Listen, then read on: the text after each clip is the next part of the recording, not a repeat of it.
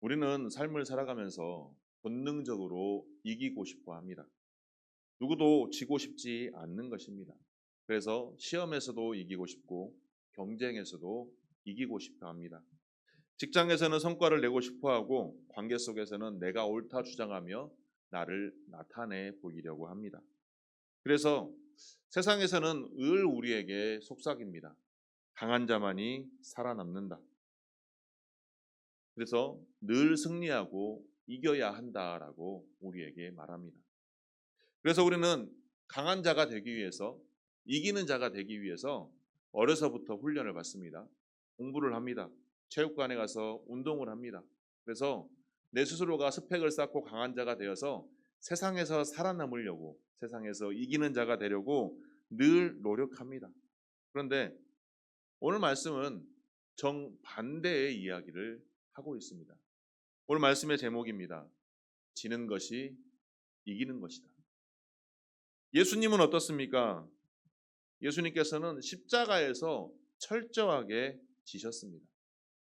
사람들 앞에서 온갖 모욕을 당하시고 채찍을 맞으시며 결국 십자가에 달려 돌아가셨습니다. 세상의 눈으로 봤을 때 예수님의 십자가의 죽음은 철저한 패배입니다. 그런데 그렇게 예수님의 지심은 어떻습니까? 온 인류를 살리신 하나님의 위대한 승리였습니다. 오늘 말씀을 통해 우리는 지는 것이 이기는 것임을 말씀을 통해 은혜를 나누고자 합니다. 자, 오늘 말씀에서 지는 것이 이기는 것의 첫 번째는 지는 것이 곧 생명을 살리는 길입니다. 오늘 말씀 24절에 보면 예수님은 한 알의 밀알이 땅에 떨어져 죽지 않으면 한 알 그대로 있고 죽으면 많은 열매를 맺는다라고 말씀하고 있습니다. 자, 한 알의 밀알이 죽는다는 것은 무엇일까요? 그 안에 생명이 터져 나와야만 바로 새싹이 트고 많은 열매를 맺는다는 뜻입니다. 겉으로 보기에는 없어지고 사라지는 것 같지만 사실은 더 풍성한 생명을 낳는 과정인 것입니다. 예수님께서는 바로 자신을 그 하나의 밀알로 비유하시며 말씀하고 있는 것입니다. 십자가에서 세상에 보기에는 지심으로 죽으셨지만 결국 그를 통하여 수많은 하나님의 자녀들이 구원을 얻게 되었습니다. 인간의 눈으로 보면은 지는 것 같지만 영적으로 보면 가장 큰 승리의 삶을 살았던 것입니다. 그렇다면 오늘 우리의 삶 속에서 우리는 지는 것이 이기는 것이라는 삶을 어떻게 살아내야겠습니까? 첫 번째로 가정에서부터 져야 합니다. 부부가 가장 싸우는 이유가 무엇일까요? 남편은 옳다. 내 말이 옳다.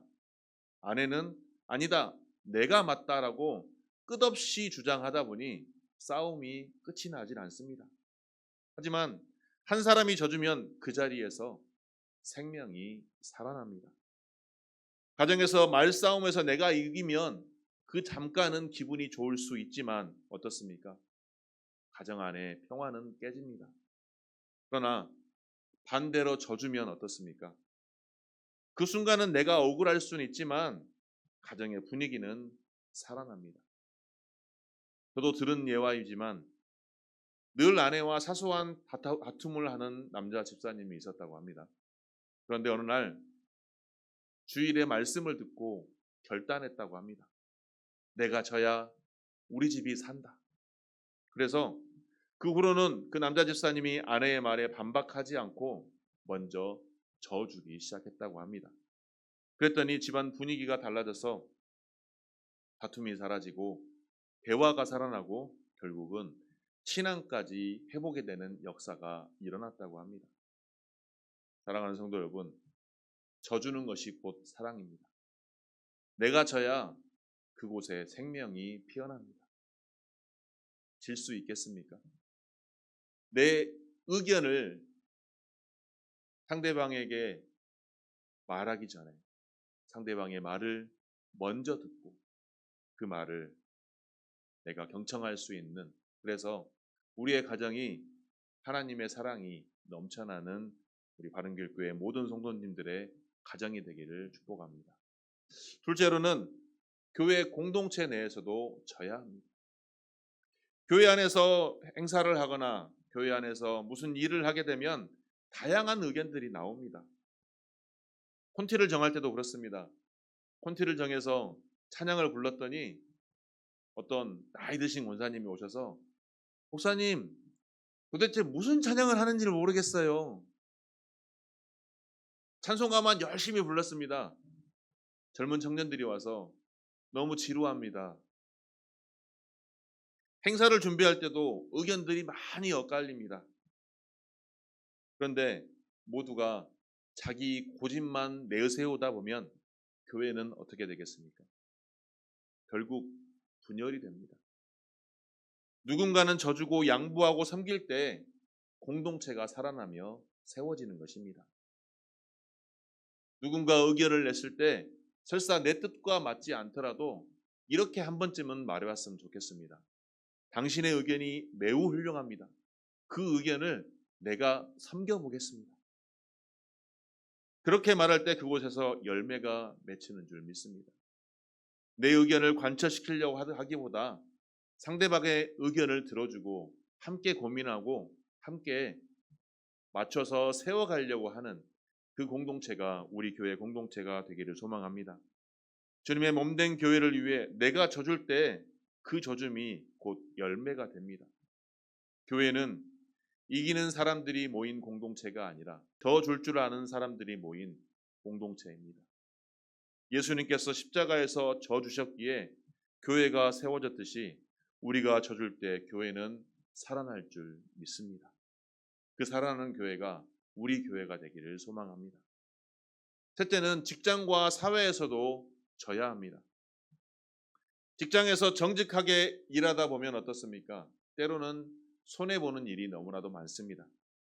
남들은 편법을 쓰고 거짓말을 하면서 성장해 나아가는데 나는 정직하게 살다 보니 나의 믿음 때문에 편법을 쓰지 못하고 거짓말하지 못하고 하나님의 믿음대로 살아가다 보니 너무나도 손해보는 일이 많아서 억울한 마음이 들 때가 너무나도 많습니다. 또 억울한 일을 당할 때가 있습니다. 그렇지만 그 억울한 일을 당할 때 맞서 싸우기보다 때로는 손해를 감수하며 묵묵히 자기 길을 걸어가는 것이 믿음의 사람인 것입니다. 지금 당장에는 손해보는 것 같고 지금 당장에는 억울한 것 같지만 결국에는 하나님께서 판단하시고 하나님께서 승리하게 만드십니다. 오히려 그러한 우리를 세상의 많은 사람들이 신뢰하게 되는 것입니다. 저 사람은 교회를 다니니 저 사람은 이익보다 정직을 택하는 사람이구나. 역시 교회 다니는 사람은 틀리는구나.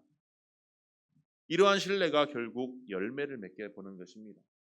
지금은 손해보는 것 같아도 결국은 하나님께서 큰 열매로 갚아주시는 것입니다. 제가 주간에 일하는 곳에서 교회를 다니는 사람이 딱 둘뿐입니다. 저와 저 뒤에서 열심히 방송의 일을 섬겨주고 있는 예원자매입니다. 그런데 같이 일하는 직원들이 지금은 인정을 해줍니다. 수요일 날 예배가 있으니 먼저 들어가라고, 목요일 날 찬양 집회가 있으니 먼저 들어가라고 배려해 줍니다. 왜 그럴까요? 아침마다 출근하면서 기도합니다. 하나님, 하나님의 종이 일하는 곳이 잘 되게 해주십시오. 그곳에서 저의 삶이 하나님의 영광을 나타내는 삶을 살아가게 저를 인도하여 주십시오. 남들보다 한 발 더 앞서서 청소하고 남들보다 한 발 더 앞서서 남들이 하지 않는 일을 하려고 몸부림치며 애씁니다. 그 삶이 결코 편하지만은 않습니다. 하지만 어떻습니까? 믿지 않는 사람들이 많으니 그들 앞에 우리가 믿음의 본이 되어야 하겠다는 마음이 저절로 생겨날 수밖에 없습니다. 그 생각은 성령 하나님께서 저와 함께 있는 저 친구를 붙들어 주시기 때문이 아닐까요? 그럴 때 다른 사람들이 교회 다니니 틀리는구나라고 그런 말들을 하게 되는 것입니다. 우리의 삶 속에서 세상 사람들을 이기려 하지 마시고 져줄 때 실상 그 상황에서 내 자존심은 무너지는 것 같지만 하나님은 그곳에서 생명의 열매를 맺게 하실 줄 믿습니다. 그 생명의 열매를 맺게 하는 저와 여러분이 되시기를 주님의 이름으로 축복합니다. 두 번째로, 지는 것이 곧 진정한 자유의 길입니다. 우리가 불안한 이유가 무엇일까요? 삶을 살아가면서 염려하고 불안한 이유가 뭘까요? 붙들고 있기 때문입니다. 놓지 못하고 붙들고 있기 때문입니다. 돈을 붙들고 있고 자녀를 붙들고 있고 건강을 붙들고 있기 때문에 더욱더 불안한 것입니다. 하나님께 온전히 맡기고 내려놓으면 내 마음에 참된 자유가 있을 수밖에 없습니다. 예수님께서는 자기의 생명을 사랑하는 자는 잃어버릴 것이요 이 세상에서 자기의 생명을 미워하는 자는 영생하도록 보전하리라 라고 오늘 말씀하고 있습니다. 생명을 사랑한다는 것은 무엇일까요? 오늘 말씀의 의미로 본다면 집착한다는 의미입니다. 나의 목숨과 재산과 권력과 이런 것들을 움켜쥐고 놓으려 하지 않기 때문에 결국 잃어버리게 되는 것입니다. 눈앞에 보이는 것을 집착하여서 움켜쥐고 있기 때문에 결국 그것마저도 잃어버리게 되는 것입니다. 그러나 그러한 것들을 내려놓고 온전히 하나님께서 주시는 영원한 가치를 소망할 때 하나님께서 지켜주시고 영생의 삶을 살아갈 수가 있는 것입니다. 참된 자유는 붙잡는 데서 오는 것이 아니라 오히려 내려놓는 데서 오는 것입니다. 그렇다면 우리가 참된 자유를 누리려면 어떻게 해야 될까요? 먼저 소유에 대한 집착을 내려놓아야 합니다. 더 많이 가지려고 하다 보니 어떻습니까? 더 많은 불안이 커집니다. 혹시 갖지 못하면 어떡하지? 잃어버리면 어떡하지? 남들보다 더 많이 가지지 못하면 어떡하지? 내 것을 빼앗기면 어떡하지? 하지만 나에게 주신 모든 물질은 하나님께서 우리에게 잠시 맡겨두신 것입니다. 하나님의 나라의 영광을 위해 쓰임받도록 그것의 그 영광에 나를 사용하도록 그곳에 그 물질을 사용하도록 나에게 잠시 맡겨주신 것입니다. 하나님, 나에게 주신 이 모든 것이 하나님의 것입니다. 하나님의 영광된 것을 사용할 수 있도록 하나님 역사하시고 나를 인도하여 주옵소서. 이렇게 고백할 때 내 마음이 자유로울 수 있는 것입니다. 우리의 삶을 살아가면서 돈도 필요합니다. 명예도 필요합니다. 때로는 권력도 필요합니다. 하지만 그 모든 것의 마지막 종착역은 하나님의 영광이 되어야 하는 것입니다. 그렇게 사용할 때 하나님께서 우리를 더욱더 붙들어 주시고 우리를 더욱더 크게 사용하실 줄 믿습니다. 둘째로, 자녀와 미래에 대한 집착을 내려놓아야 합니다. 부모라면 자녀를 사랑하기 때문에 당연히 자녀가 잘 되기를 바라는 것은 모든 부모의 생각입니다. 하지만 그 자녀의 삶까지 온전히 통제할 수는 없습니다. 하나님께 온전히 맡겨놓고 부모도 자유하고 자녀도 자유할 수 있는 것입니다. 미래도 마찬가지입니다. 내일을 붙들려고만 하면 끝없는 불안만 따라옵니다. 내일의 삶에 내가 이것을 하지 못하면 어떡하지? 내일 내가 이것을 앞으로 하지 못하면 어떡하지? 그렇게만 생각하고 있다면 내 마음속에 늘 염려와 걱정과 불안만 있기 때문입니다. 하지만 내일의 삶을 온전히 하나님께 맡겨놓고 오늘의 삶 속에 최선을 다하고 충실하면 내일의 삶도 하나님께서 인도하여 주실 줄 믿습니다. 그리고 세 번째로, 관계조차도 내려놓아야 합니다. 인간 관계에서 갈등이 커지는 이유가 무엇일까요? 사람과의 관계 속에서 갈등이 커지는 이유가 무엇일까요? 내가 그 사람을 꼭 이기려고 하기 때문입니다. 꼭 이기려고 하기 때문에 갈등이 더 커지는 것입니다. 우리나라 사람들은 서열을 정하는 것을 매우 좋아합니다. 그리고 매우 당연시 여깁니다. 삶을 살아오면서 나이로 서열을 매기고 학력으로 학교로 서열을 매기고 또 특히 남성들은 군대 어디 갔다 왔느냐 그러면서 서열을 정합니다. 교회 안에서도 마찬가지입니다. 새로운 성도가 오면 사랑으로 반겨주고 감싸주기보다 어디 사십니까? 학교 어디 나왔습니까? 또 어디 다녀왔습니까? 직분은 무엇입니까? 하면서 서열을 정합니다. 그 마음속에는 무엇이 있기 때문일까요? 내가 그 사람보다 위에 서고 싶기 때문이 아닐까요? 내가 위에 서고 싶기 때문에 그 사람을 이기고 싶기 때문에 결국 그 안에서 갈등이 번지는 것입니다. 가정에서도 교회 안에서도 직장 안에서도 내가 져주고 한 발 물러나게 되면 관계는 회복될 수 있습니다. 다른 사람들을 다 싫어하는 사람, 그 사람의 말을 들어주고 나도 그 사람에게 한마디 하고 싶지만 그 말을 참고 오히려 격려하고 위로할 때 관계가 회복될 수 있을 것입니다. 움켜쥐면 잃게 되지만 내려놓으면 참된 자유를 얻게 될 것입니다. 그 참된 자유 안에 우리가 하나님의 사랑이 풍성한 우리 교회 모든 성도님들이 되시기를 주님의 이름으로 축복합니다. 셋째로, 지는 것이 곧 하나님의 능력이 드러나는 길입니다. 사도 바울은 약할 때 강함이 된다라고 말씀하고 있습니다. 왜냐하면 약할 때 하나님의 은혜가, 하나님의 능력이 온전히 드러나기 때문입니다. 사도 바울은 어땠습니까? 몸에 병이 있는 것을 고쳐달라고 기도했습니다. 그러나 하나님께서는 뭐라고 말씀하십니까? 내 은혜가 내게 족하다. 이는 내 능력이 약한 데서 온전하여짐이라 라고 말하였습니다. 우리의 져주는 순간 우리의 힘이 넘치는 것 같지만 하나님의 능력이 나타납니다. 나는 연약하지만 하나님께서 나를 붙들어 사용하시니 강해질 수가 있는 것입니다. 이것은 인간적인 승리가 아니라 하나님의 능력이 정말로 드러나는 순간인 것입니다. 그렇다면 이것을 우리의 삶 속에서 적용하려면 어떻게 해야 될까요? 먼저는 내 자신이 연약함을 인정해야 됩니다. 내가 잘나서 하나님께 쓰임받는 게 아닙니다. 내가 부족하기 때문에 하나님께 엎드려 기도할 수밖에 없고 그 기도를 들으시는 하나님께서 역사하시는 것입니다. 내가 아무것도 할 수 없다라고 하나님 앞에 엎드려 고백할 때 하나님께서 일하시는 순간이 바로 그때인 것입니다. 그래서 믿음의 사람들은 약하다는 것을 부끄러워하지 않고 오히려 자랑하는 것입니다. 하나님, 저는 연약하고 부족합니다. 하나님께서 도와주십시오.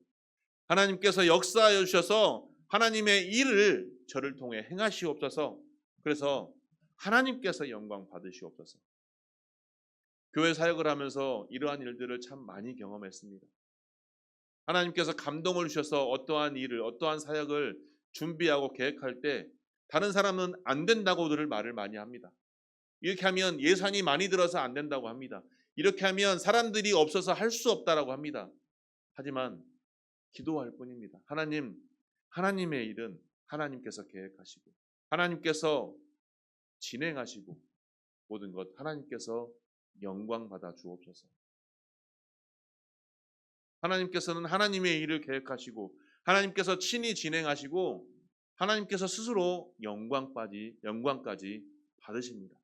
그런데 더 중요한 것은 그 영광을 친히 받으시면서 그 은혜를 우리들에게 더 많이 베풀어 주신다는 것입니다. 남들은 다 안 된다고 할 때 하나님께서 역사하시니 더 크게 일이 진행이 되고 은혜까지 부어주시니 많은 사람들이 하나님께 영광 올려드리는 교회 일들을 많이 경험해 보았습니다. 사랑하는 성도 여러분, 우리는 연약합니다. 내가 할 수 있는 것은 한계가 있습니다. 하지만 그것을 내가 할 수 있다는 것을 자랑 삼아 떠들기보다 하나님 앞에 하나님, 저는 연약하고 부족합니다. 하나님께서 도우시고 하나님의 일을 하나님께서 친히 행하시고 저를 통해 하나님의 영광이 나타나게 하옵소서. 이 기도의 고백이 저와 여러분의 기도와 고백이 되기를 주님의 이름으로 축원합니다. 둘째로, 그렇기 때문에 실패와 패배를 두려워하지 말아야 합니다. 하나님께서 친히 아시니 뭐가 실패고 뭐가 패배겠습니까? 그러나 우리는 내가 하려고 하니, 내가 내 뜻대로 하려고 하니, 내 계획대로 하려고 하니 혹시나 실패할까, 혹시나 패배할까 부끄럽고 두려워합니다. 하지만 오히려 하나님께서는 실패를 통해서 역사하십니다. 실패를 통해서 배우게 하시고 실패를 통해서 하나님의 일을 더 크게 은혜롭게 역사하셔서 이를 통해 내가 간증하게 만드시는 것입니다. 병 가운데 하나님의 치유를 경험한 간증, 재정의 위기 가운데 하나님의 공급하심을 경험한 간증, 이 모든 것이 바로 지는 것을 이기는 것으로 바꾸어지는 증거인 것입니다. 그러므로 실패를 두려워하지 마시기 바랍니다.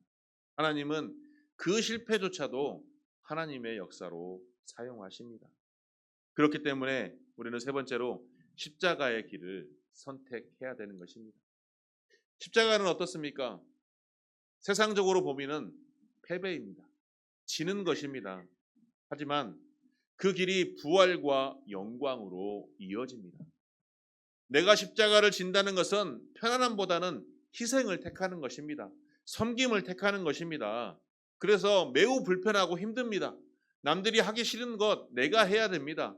남들이 가고 싶지 않은 길을 내가 걸어가야 됩니다. 그 길은 가시밭길이며 그 길은 좁은 길입니다.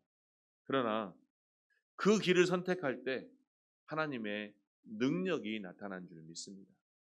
이익보다는 순종을 택할 때 하나님의 역사하심이 나타날 줄 믿습니다. 그 길을 걸어갈 때 하나님의 능력이 나를 붙들어 주시고 하나님께서 하나님의 나라를 세워가는 줄 믿습니다. 사랑하는 성도 여러분, 내가 질 때 하나님의 능력이 나타납니다. 내가 연약하다고 고백할 때 하나님의 능력이 나타날 줄 믿습니다.